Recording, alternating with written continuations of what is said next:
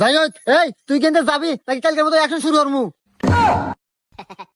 শোনেন, আজকে যতই অ্যাকশন শুরু করেন আমি কথা কমই, কারণ আমি সরকারি চাকরি করি আর উপর থেকে আমার খুব চাপ আসে।